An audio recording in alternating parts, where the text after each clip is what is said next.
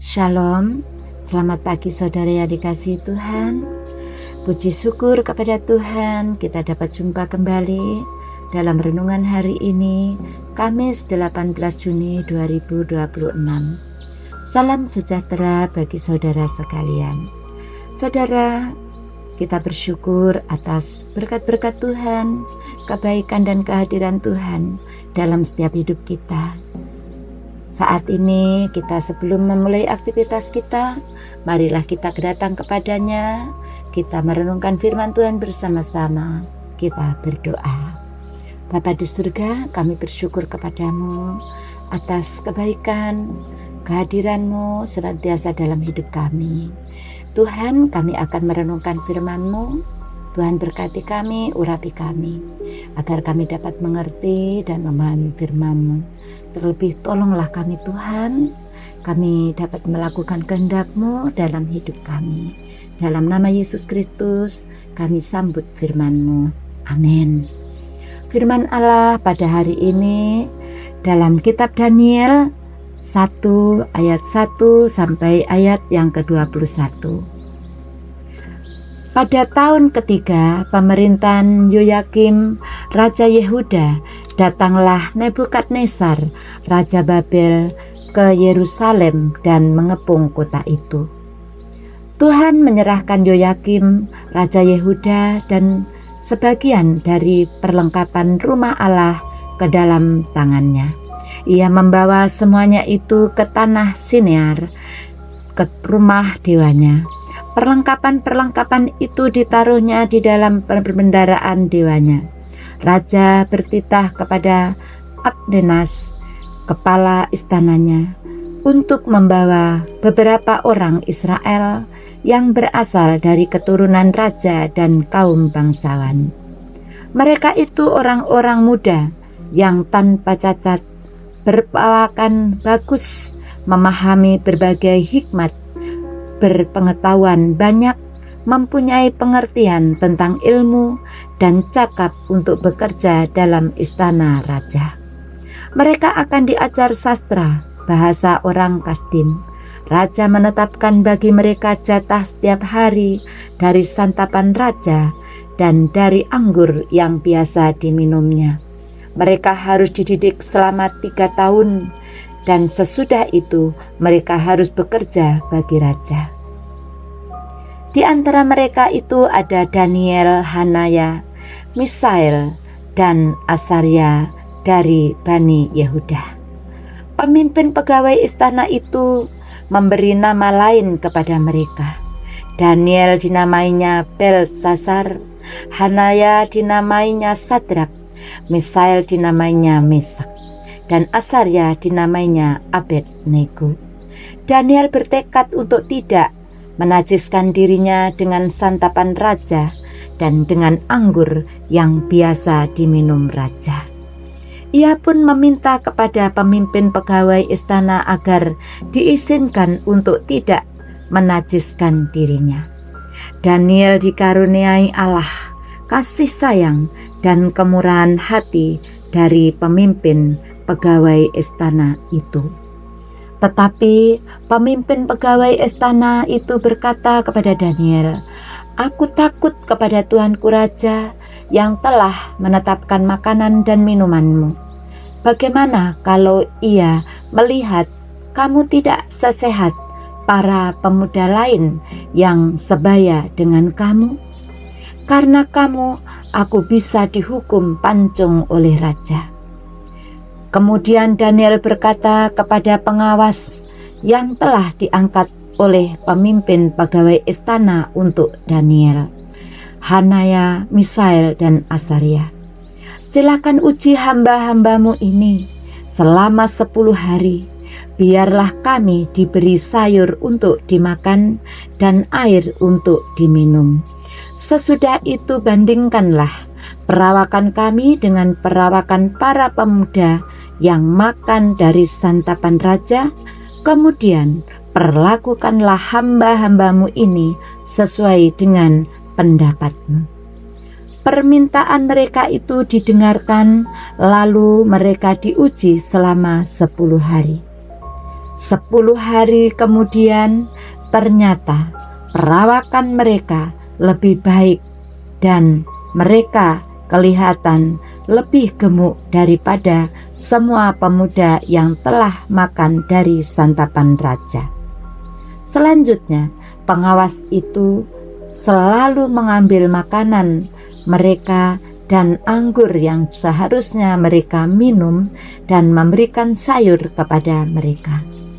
Kepada keempat pemuda itu Allah memberikan pengetahuan dan kepandaian tentang berbagai sastra dan hikmat. Daniel juga mempunyai pengertian tentang berbagai penglihatan dan mimpi. Di penghujung waktu yang ditetapkan raja untuk membawa mereka menghadap, mereka dibawa oleh pemimpin pegawai istana itu ke hadapan Nebukadnezar. Raja bercakap-cakap dengan mereka, dan di antara mereka semua itu tidak ditemukan seorang pun yang setara dengan Daniel, Hanaya, Mishael, dan Azaria. Mereka pun bekerja bagi raja.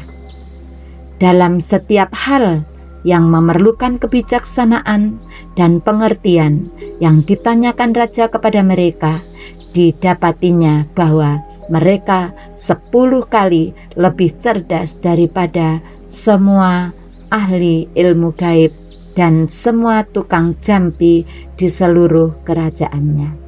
Daniel berada di sana sampai tahun pertama pemerintahan Kores. Amin. Tema hari ini,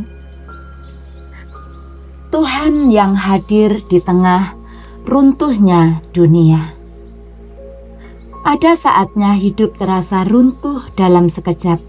Rencana yang kita bangun hancur, tempat yang kita sebut rumah berubah menjadi kenangan, dan masa depan terasa asing. Kita bertanya, di mana Tuhan ketika semuanya berantakan? Begitulah yang dialami bangsa Yehuda ketika Yerusalem ditaklukkan. Bait Allah, lambang kehadiran dan kebanggaan mereka dirampas. Secara manusiawi, seolah-olah Tuhan kalah dan Babel menang. Dunia sering membuat kita merasa iman itu rapuh ketika kenyataan tidak sesuai harapan. Namun Daniel 1 ayat 1 sampai ayat 21 dibuka dengan kalimat yang mengejutkan. Tuhan menyerahkan Yoyakim ke dalam tangan Nebukadnezar. Bukan Babel yang berdaulat, melainkan Tuhan yang tetap memegang kendali. Kata menyerahkan menunjukkan bahwa bahkan dalam kekalahan Allah tetap aktif dalam rencananya. Ia juga mengaruniakan Daniel kasih dan sayang di hadapan kepala pegawai istana dan memberikan pengetahuan serta hikmat kepada mereka. 3 kali penegasan bahwa Tuhanlah yang memberi.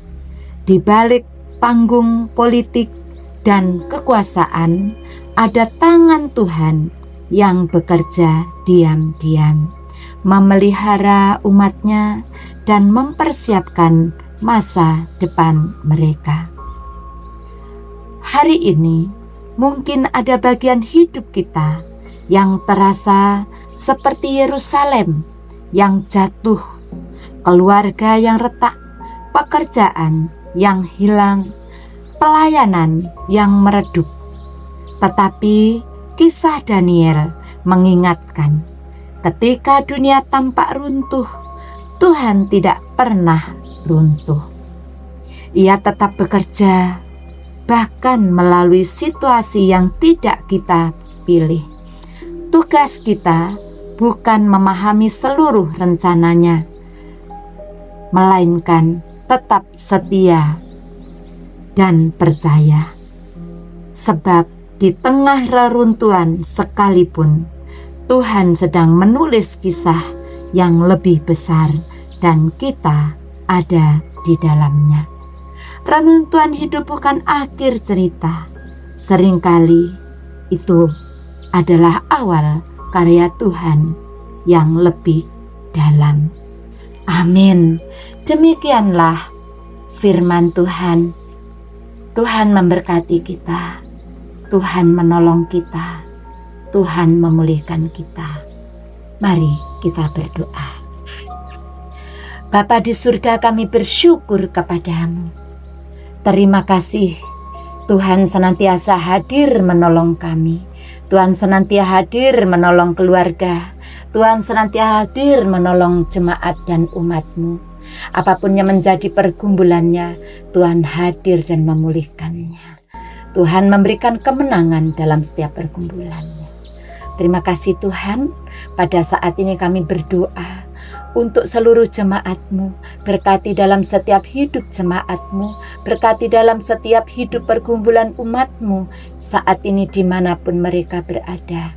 Tuhan, yang lemah Tuhan kuatkan, yang dalam pergumulan Tuhan senantiasa tolong, yang sakit Tuhan sembuhkan. Tuhan, terima kasih yang saat ini di dalam keretakan dalam rumah tangga, dalam keluarga, Tuhan pulihkan kembali. Tuhan beri kebahagiaan, Tuhan persatukan. Tuhan, kami berdoa untuk bangsa negara kami. Tuhan senantiasa menolong, Tuhan senantiasa berikan Tuhan persatuan dalam keragaman bangsa ini. Tuhan berkati kedamaian. Terima kasih Tuhan, berkati para pemimpin bangsa. Tuhan berkati dalam setiap kehidupannya, agar damai sejahtera terus menyertai para pemimpin bangsa dan seluruh kehidupan bangsa ini dengan penuh damai sejahtera. Terpujilah nama-Mu Tuhan. Kami serahkan juga untuk setiap kehidupan umat-Mu dalam sepanjang hari ini. Biarlah kehadiran-Mu, berkat-Mu senantiasa menyertai umat-Mu. Tolong kami Tuhan, agar hidup kami sepanjang hari ini senantiasa merasakan kehadiran dan pemulihan serta kasih sayang-Mu dalam kehidupan kami. Dan kami senantiasa bersyukur kepadamu. Terima kasih Bapa, berkati kami, berkati aktivitas kami, berkati keluarga kami, dan berkati umat-Mu dalam setiap kehidupannya. Biarlah sepanjang hari ini, apa yang kami lakukan senantiasa penuh kemuliaan-Mu. Di dalam nama Tuhan Yesus Kristus kami berdoa dan kami bersyukur. Amin. Saudara, marilah kita terima berkat-Nya dan kita senantiasa menyerahkan hidup kita di dalam pimpinan Tuhan yang senantiasa menolong kita. Damai sejahtera Allah yang melampaui segala akal akan memelihara hati dan pikiranmu dalam Kristus Yesus. Amin. Selamat beraktivitas saudara, Tuhan memberkati.